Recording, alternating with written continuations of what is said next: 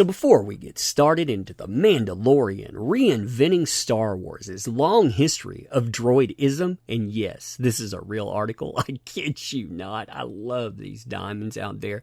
But before we get into this, if you like this kind of content, you enjoy the channel, not only sub to it, but also help us with our interactions. Liking, commenting, all of that stuff, it helps the channel out, particularly when the video is first up. So definitely do that, I appreciate that. I can't even say how much.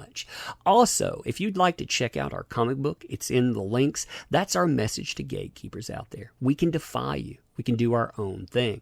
It exists just as escapism, but it existing is a message. We don't have to lockstep and capitulate. Help us send that message. We only have 7 days left before it's over, and thank you in advance. So The Mandalorian reinvents Star Wars' long history of droidism. Mando continues a lasting legacy of discrimination against droids. Now, spoiler warning, of course, with this kind of stuff. You knew, though, when IG-11 got popped in the noggin, you knew that there was going to be someone talking about this kind of stuff. Oh my God, did you see what they did to that droid? And you know what we've always had with Star Wars? We've had a legacy of droid discrimination. And that's exactly where this goes. It starts out by telling us we don't serve their kind here. The bartender shouts at Luke Skywalker 45 minutes into the first Star Wars movie ever, pointing wildly at C-3PO and R2-D2. Thus began the legacy of droid discrimination that continues 42 years later in The Mandalorian. Since A New Hope, droids have been portrayed as slaves, available for purchase, that casually get their memories erased on the whims of their masters, all despite them having programmed sentience. But The Mandalorian adds an intriguing new wrinkle to a long-running class commentary baked into a sci-fi space opera for kids. For kids. They always love adding that line, don't they? It's just for kids out there. So you know what that's about. Now, when you look at this stuff, think about what droids are for. I mean, sure, they go out, they get bounties, they go out, and some actually live and thrive as sentient beings, but that's not what they were created for. They were created to go out and to do something on the whims of their owners, not their masters, their owners, because this is a piece of hardware. We're talking about uploads, perhaps, that make you seem like you're human, but you're not. You're definitely not. We can argue about what that means. We can wax poetic, but still the idea that this stuff is ism, and we're actually sitting here and buying into that, fun times, isn't it? So major spoilers. So Solo, the Star Wars story, grappled directly with droid's status as a manipulated working class, oh God, I hate that movie, and their subservient role in the galaxy is prominently featured in the first episode of The Mandalorian. The series goes out of its way to explain several times that the titular armored hero doesn't like droids one bit. But why? Well, it might just be because his family was killed by droids. Maybe that could be the reason. Or maybe, one of them double parked one time, got him a ticket that he didn't like, and well, no, I'd go with the first thing anyway. The Mandalorian spends his first action-packed scene in a bar, capturing a blue-skinned criminal. Then he goes out, we saw that with the flute, asking for passage to the yards where his ship's parked, whistles a tune, we have a sleek speeder come up, it's driven by a droid, and he's like, no droids, I don't like those droids. You remember that part there. Then he decides to pay extra to send the shiny new speeder packing, and he instead settles for a human-driven old clunker. Why? We don't get any explanations, but maybe he's talking about dependability. Maybe when we saw in the last episode, him actually sticking a gun up to a droid and a droid saying, at first, and finally deciding, yeah, maybe I'll go out here, maybe I'll override programming for that.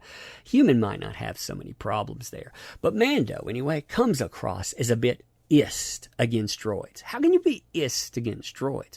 Are they a security risk somehow?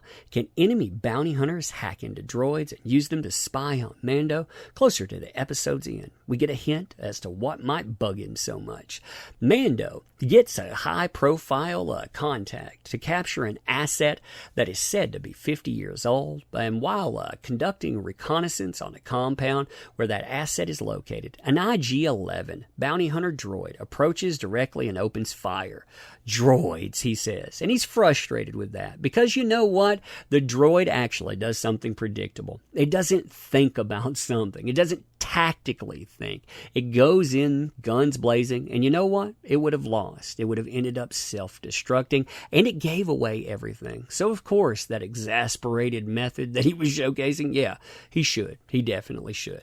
So they team up. Yes, but Mando gets frustrated with the droid, who has more of a robotic personality than the likes of other robots in Star Wars history. When the odds seem overwhelming, IG opts to self-destruct, which would kill the Mandalorian too. Comic dynamic feels like a silly buddy cop partnership, like Rush Hour meets Star Wars. How many times has IG-11 or a similar bounty hunter droid interfered in the Mando's work? After IG-11 almost sacrifices himself so that they can defeat all of their enemies in an epic shootout, the Mandalorian admits he's not so bad after all for a droid. Oh, that's classic ist phrasing. You know how they threw that in there. Their growing camaraderie feels like something that might last for the duration of the series. But when IG-11 tries to kill the asset, the Mandalorian makes a snap decision to shoot IG through the head instead. But don't count the lanky droid out just yet. Yeah, you know the thing about that was the asset was supposed to be brought in alive if you wanted to make the real bucks. You know, that was the thing. That was the thing with it. It wasn't about loving the asset. It was about protecting the asset because you get paid. You make bank. But hey, you can sell it however you want there. For an organic being, a bullet through the head would usually mean certain death, but as long as his memory core and his central wiring harness are intact, IG can repair and reboot. Mandalorian knows this, and he may have simply chosen to disable the droid rather than destroy him. So why does the Mandalorian communicate multiple times in the first episode that the protagonist is pointedly anti-droid? Is this a cultural perspective that most Mandalorians of this era believe, or does that particular Mandalorian have specific reasons from his past to explain it? A flashback could hint at that. So, you know, we get the flashback.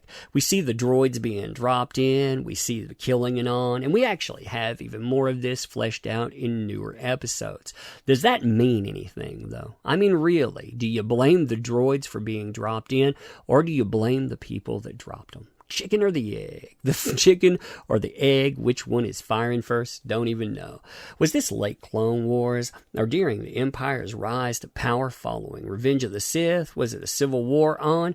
We don't know how old the character is precisely, but it seems like some kind of droid army is responsible for killing his family. It's one way to make someone anti-droid, and it makes you feel bad for the bad warrior, doesn't it?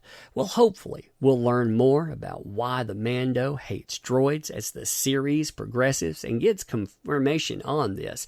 But know that it seems like it's more complicated than the generic droidism.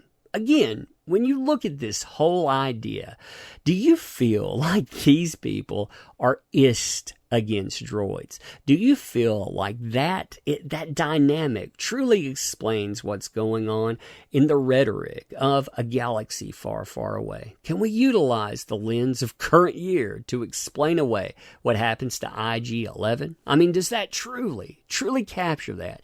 Again, when I look at this stuff, I look at these articles with this, it fascinates me. I'm curious how these people look at stuff like this because really, they're the comedy relief. Not IG-11 trying to self-destruct, not the reaction from the Mandalorian, but the reaction from the crowd out there screaming about, oh my God, did you see that? Did you see that? Indeed. It's kind of amazing. It's almost expected. But this, I mean, when we're looking at the places that put them out, they are the same places that complain about almost everything because this is standard fare for them, complaining about the same thing The same rhetoric, only fashioned around a new utensil. And yes, we did have those comments before, but again, when you think about that, is that truly the focus of something like this?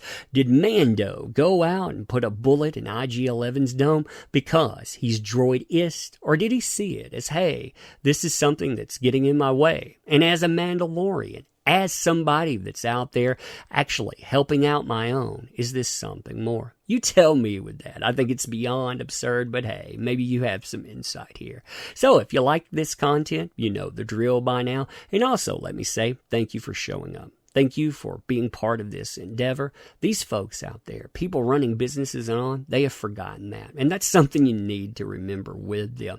If they want to treat you like trash, then you don't have to open your wallet for them. See, simple economic principle. They have engaged, and hey, that's their folly. If you like this stuff, I appreciate you here, and you want to be part of it, you want to help out in different ways, well, helping get those interactions up definitely does that. Beyond that, too, we have our comic book, The Case of the Littlest Umbrella, all ages Lovecraftian tale, plus 2 other stories in the main book, and there's a secondary book too, so check out those tiers that are with that. And as always, thank you for that. Thank you for showing up. Thank you for participating. We'll be doing this again soon. Thank you.